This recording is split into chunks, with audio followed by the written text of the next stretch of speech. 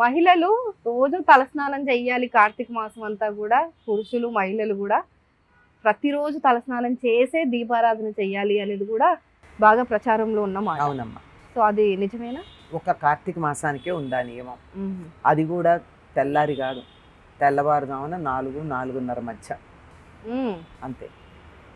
అప్పుడు గనక చేసినట్టయితే ఆరోగ్యానికి మంచిది.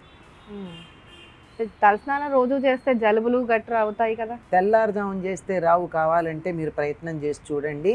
తెల్లవారుజామున సూర్యోదయానికన్నా ముందు సన్నీళ్లతో తలస్నానం చేస్తే మొదటి రోజు చికాగ్గా అనిపిస్తుంది, రెండో రోజు కూడా అనిపిస్తుంది, మూడో రోజు నుంచి అప్పటిదాకా ఉన్న జలుబు కాస్త గాయబవుతుంది.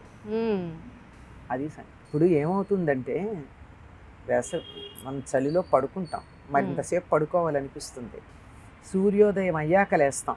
సూర్యోదయం అయ్యాక లేచేటప్పటికి వాతావరణంలో కొంచెం ఇటు వేడి వస్తూ ఉంటుంది, నీళ్లు చల్లబడుతూ ఉంటాయి. ఆ సమయంలో నీళ్లు ఒంటి మీద పడినట్టయితే ఆరోగ్యానికి మంచిది కాదు. అందుకని తెల్లారుజామున గోరువెచ్చని నీళ్లు. నిజానికి నది నీళ్లలో స్నానం చేయాలి. నది ఎక్కడుంది మనకి? నదులు లేవు, చెరువులు లేవు, బావులు లేవు. కనుక నది నీళ్లు ఏ టెంపరేచర్లో ఉంటాయో ఆ టెంపరేచర్లో, అంటే లూప్ వామ్ అంటారు, అంటే గోరువెచ్చన బకెట్ నిండా చన్నీళ్ళు తీసుకుని, మనకేమో చలికి ట్యాంకులో పట్టిందంతా గడ్డ కట్టేంత చలి ఉంటాయి, వాటితో కాదు. ఒక బకెట్లో నీళ్లు తీసుకుని 2-3 మగ్గులు చన్నీళ్ళు, వేడి నీళ్ళు కలిపితే శరీరం ఈ చలి భరించలేదు అన్నంత వేడి ఉండాలంతే, అంతకనే. అలా గనక తల మీద సూర్యోదయానికన్నా ముందు స్నానం చేసినట్టయితే చెవికి ముక్కుకి సంబంధించిన చాలా వ్యాధులు పోతాయి. అదే జలుబు చెయ్యదు. వేడి నీళ్ళు చేస్తేనే జలుబు చేస్తుంది.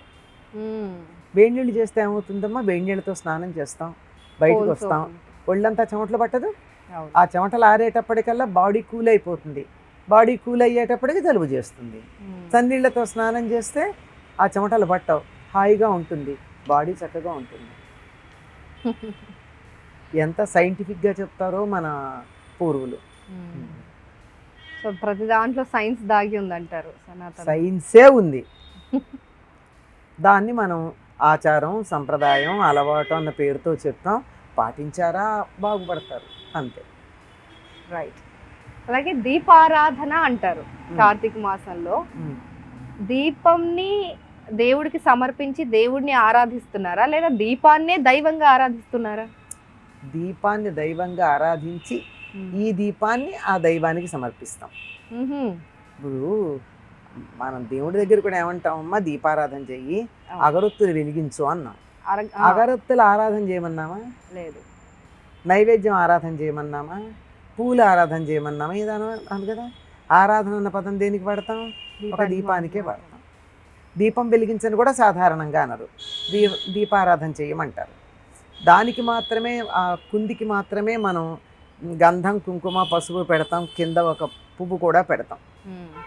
ఇంకా తమిళులైతే మొత్తం అంతా దీపపు సెమ్మాకంతా పూలు అవి కూడా కడతారు. అసలు వాళ్ళు దీపమే పెట్టి పూజ చేస్తారు, ఇంకా వాళ్ళకి దేవుడు కూడా పెట్టరు. కొన్ని చోట్ల అంతే, దీపాన్ని మాత్రం దీపం పెట్టి అఖండ జ్యోతి పెడతారు కొన్ని చోట్ల. ఈ మాసం అంతా కూడా అఖండ జ్యోతి వేరమ్మా, ఇది వేరు. అది వేరా? దీపపు కుంది వేరు, అఖండ జ్యోతి వేరు. దీపపు కుంది ఎలా ఉంటుంది? అఖండ జ్యోతి అంటే ఇంత బియ్యం తీసుకుని వడ్లు తీయాలి, వడ్లు దొరకవు కనుక బియ్యం పెట్టి, బియ్యంలో పెద్ద ఇంత మూకుడు లాంటిది పెట్టి దాని నిండా నూనె పోసి బోల్డ్ పూజ చేసి దానికి నివేదన చేసి దీపం వెలిగించి ఆఖరి మన దీక్ష అయ్యేదాకా కంటిన్యూస్గా అది ఆరకుండా చూసుకుని ఇంత బారు ఒత్తి వేయాలి.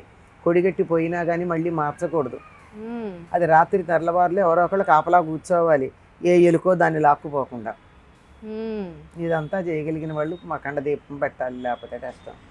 10 మంది ఉంటే తప్ప ఒక్కళ్ళు పెట్టి అఖండ దీపం పెట్టామంటే కుదరదు. అది కొండెక్కితే తప్పు కదా, మరి కొండెక్కకుండా చూసుకోవాలి.